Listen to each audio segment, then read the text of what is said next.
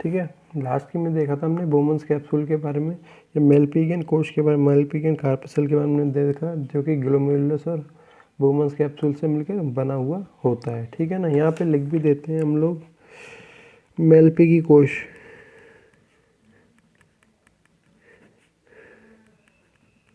Malpighi कोश is equal to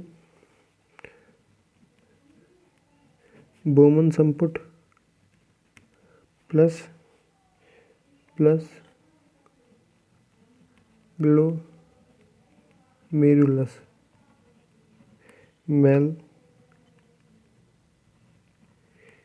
Malpighian corpuscles, Malpighian corpuscle is equal to Bowman's capsule plus glomerulus, Bowman's capsule plus glomerulus. ठीक है ना। ये इसका बनता है। इसके नीचे की तरफ पाई जाती है जो भी फिल्ट्रेट होता है वो आता है, सबसे पहले आता है समीपस्थ कुंडलित नलिका में। सबसे पहले वो आता है किसमें? समीपस्थ कुंडलित नलिका में, जो कि लगभग 15 mm तक लंबी पाई जाती है, जो कि लगभग 15 mm तक लंबी क्या होगी? पाई जाएगी। इसमें क्या पाया जाता है? थोड़े छोटे छोटे माइक्रोविलाइस पाए जाते हैं, जो कि बहुत सारे पदार्थों के अवशोषण में क्या करते हैं? सहायता करते हैं, जैसे कि पानी का, कुछ साल्ट्स का और ग्लूकोज का एब्जॉर्प्शन यहाँ पे किया जाएगा। फिर बात किसकी? लूप ऑफ हेलने की लूप की बात, लूप ऑफ हेलने या हेलने की लूप की बात आती है। ये क्या होता है? एक यू आकार की नलिका के रूप में होता है, यू आकार की नलिका के रूप में होता है, जिसमें क्या होता है आगे की यहाँ तक की जो भाग नलिका होती है, ये हमेशा क्या है? उतरते हुए क्रम में पाई जाती है, डिसेंडिंग क्रम में पाई जाती है। इसीलिए इसको बोलते हैं अवरोही भुजा या डिसेंडिंग लिम्ब बोलते हैं। ये वाली जो यहाँ तक का भाग है, यहाँ तक का भाग है, ये हमेशा चढ़ते हुए क्रम में पाया जाता है, असेंडिंग क्रम में पाया जाता है, असेंडिंग ऑर्डर में पाया जाता है। इसीलिए इसको बोलते हैं असेंडिंग लिम्ब, इसीलिए बोलते हैं इसको असेंडिंग लिम्ब। और साथ ही साथ दोनों क्या है? एक दूसरे के समानांतर है, पैरेलल पाई जाती है। क्या होती है? दोनों पैरेलल पाई जाती है। इसके द्वारा किया जाता है हमेशा, जितना भी यूरिन आता है उससे वाटर को एब्जॉर्व किया जाता है, वाटर को एब्जॉर्व किया जाता है। इससे जो यूरिन का कंसंट्रेशन है वो क्या हो जाता है? हाई हो जाता है। यूरिन कंसंट्रेशन इसके कारण हाई हो जाता है। फिर बात आती है इसके बाद में दूरस्थ कुंडलित नलिका, जो कि हमने यहाँ से बनाई है ऊपर की ओर, डिस्टल कॉन्वोल्यूटेड ट्यूब्यूल का फॉर्मेशन किया है। ठीक है ना। इसकी कोशिकाओं में किसी भी प्रकार की माइक्रोविलाइज या रसांकुर नहीं पाए जाते। ठीक है ना, रसांकुर नहीं पाए जाते। इसके बाद में जो जितना भी हमारा यूरिन निकलता है उसको कलेक्टिंग ट्यूब्यूल में, संग्रह नलिका में एकत्रित कर लिया जाता है, जो कि आगे जाकर किसमें? यूरेटर में खुल जाएंगी, जो आगे जाके किसमें? यूरेटर में खुल जाएंगी। यूरेटर हमको यूरेटर पता है, यूरेटर से ये सारा का सारा जो यूरिन होता है वो यूरिनरी ब्लैडर में चले जाता है। तो अब इसके 5 पार्ट्स में हम लोग इस पूरे की पूरी संरचना को बांटते हैं। ठीक है ना। 5 पार्ट में क्या करते हैं? इस पूरी संरचना को बांटने का कार्य करते हैं।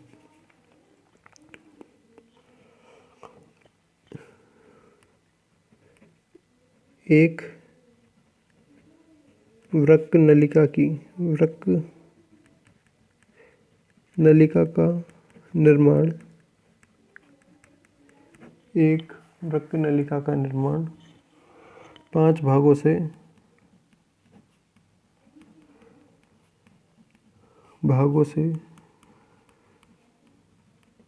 मिलकर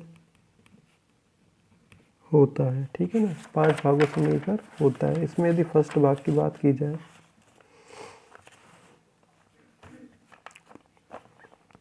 इसमें फर्स्ट भाग होता है मेलपिगियन कोश, जो कि हमने ग्लोमेरुलस और बोमन संपुट को कहा है मेलपिगियन कोश।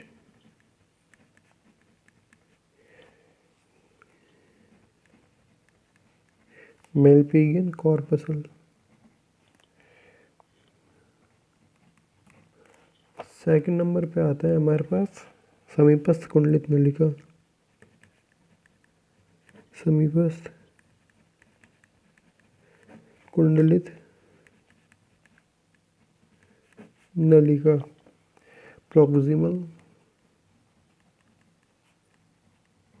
Proximal convoluted part.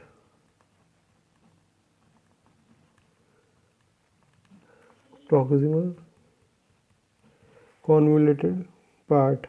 Third number पे आता है हेलने का लूप ऑफ हेलने या हेलनेस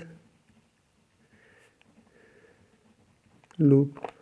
फोर्थ नंबर पे आता है हमारे पास दूरस्थ कुंडलित नलिका। दूरस्थ कुंडलित नलिका, ठीक है ना। डिस्टल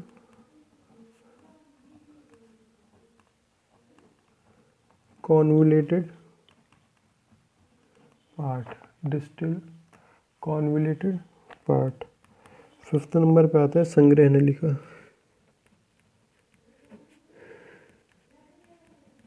संग्रह नलिका कलेक्टिंग ट्यूब्यूल। कलेक्टिंग ट्यूब्यूल, ठीक है ना। फिफ्थ नंबर पे आता है कलेक्टिंग ट्यूब्यूल। तो फर्स्ट यदि हम लोग देखें मेलपिगियन कोश या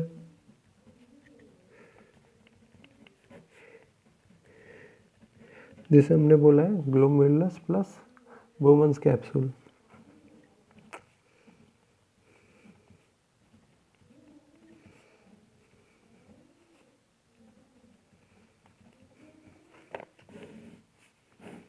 ओके, ये क्या होती है, किसी भी नेफ्रॉन की फर्स्ट स्ट्रक्चर होती है। किसी भी नेफ्रॉन की क्या होती है,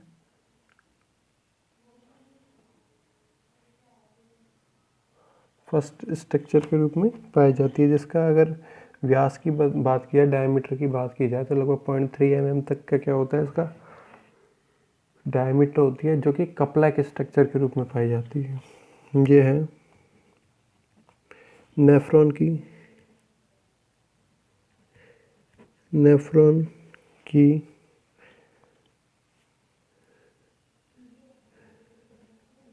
प्रथम संरचना होती है, जो कि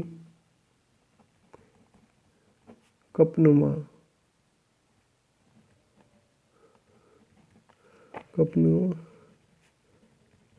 कप लाइक संरचना है, जिसका व्यास डायमीटर 0.3 mm तक पाया जाता है, ठीक है ना। जिसका व्यास क्या पाया जाता है, 0.3 mm तक पाया जाता है, जिसे बोमन संपुट बोमन्स कैप्सूल कहते हैं, ठीक है। बोमन्स कैप्सूल कहते हैं। अशुद्ध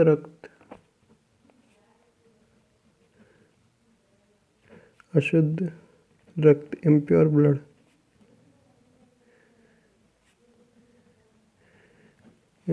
अशुद्ध रक्त अभिवाही धमनिकाओं द्वारा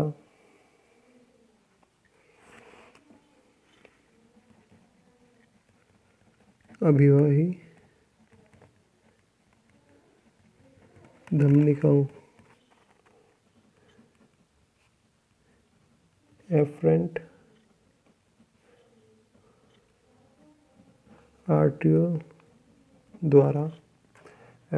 आर्ट्रियोल द्वारा बोमन संपुट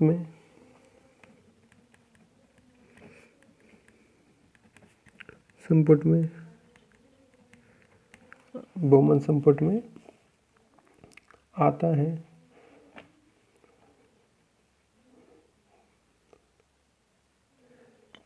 बोमन संपुट में आता है तथा शुद्ध रक्त प्योर ब्लड, शुद्ध रक्त अपवाही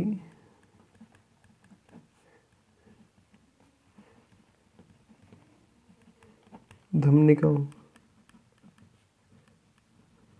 इफ्रेंट आर्टियोल द्वारा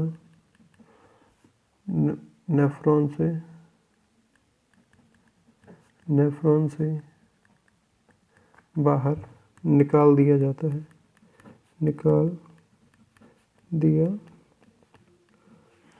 है, ठीक है ना।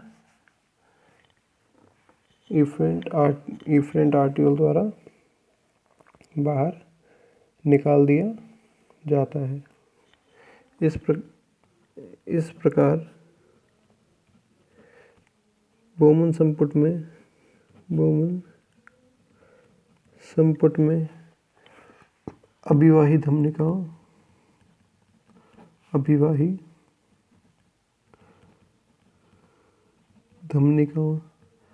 तथा अपवाही धमनिकाओं का एक गुच्छा निर्मित होता है जिसे ग्लोमेरुलस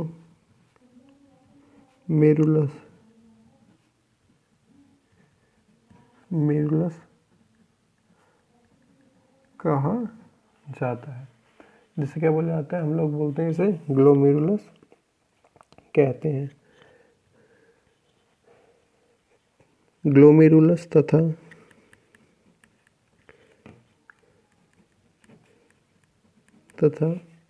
बोमन संपुट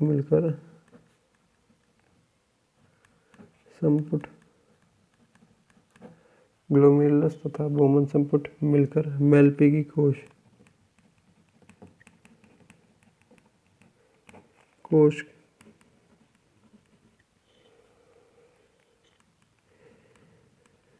मेलपीगियन कॉर्पसल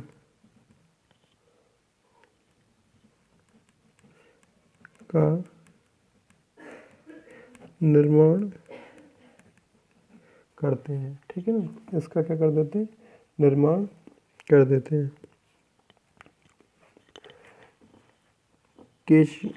केशिका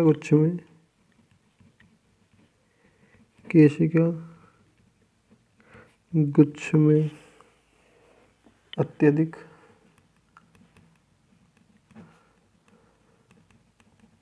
रक्तदाब होने के कारण रक्त से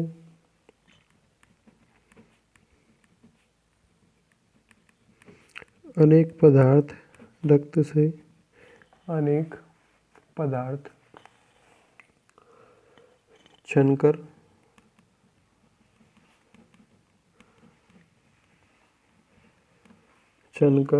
बोमन कैव संपुट की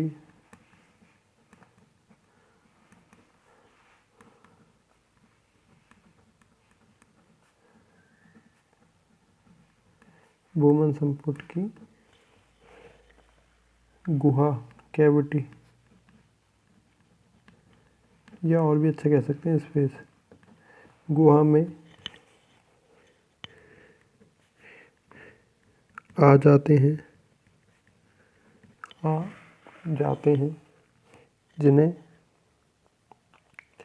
जिन्हें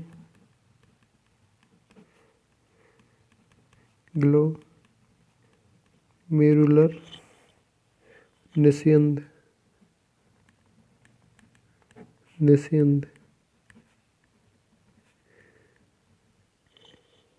ग्लोमेरुलर फिल्ट्रेट कहा जाता है। जिसे क्या बोला जाता है, ग्लोमेरुलर फिल्ट्रेट कहते हैं, ठीक है ना। फिर सेकंड नंबर पे आता है हमारे पास समीपस्थ कुंडलित नलिका। सेकंड नंबर पे आता है हमारे पास समीपस्थ कुंडलित नलिका अभी हमने मेलविगन कोश में बोला है। इम्प्योर ब्लड एफरेंट आर्टियोल से आएगा, जो प्योर ब्लड होगा वो इफरेंट आर्टियोल से वापस निकाल दिया जाएगा।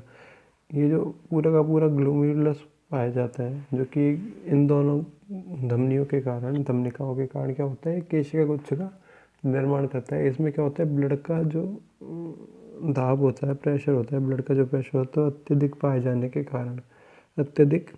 के कारण बहुत सारा पदार्थ जो कि विसरण विधि द्वारा क्या हो जाता है, विसरण विधि द्वारा ग्लोमेरुलर फिल्ट्रेट के रूप में हमें प्राप्त हो जाता है। ठीक है ना, ग्लोमेरुलर फिल्ट्रेट के रूप में हमें प्राप्त हो जाता है। इसमें से हम लोग आवश्यक पदार्थ को समीपस्थ कुंडलित नलिका हेलने के रूप में क्या कर लेंगे, एब्जॉर्ब कर लेंगे। इसको एब्जॉर्ब कर लिया जाता है। बाकी सेकंड जो पार्ट है इसको हम लोग देखेंगे नेक्स्ट वीडियो में। Thank you.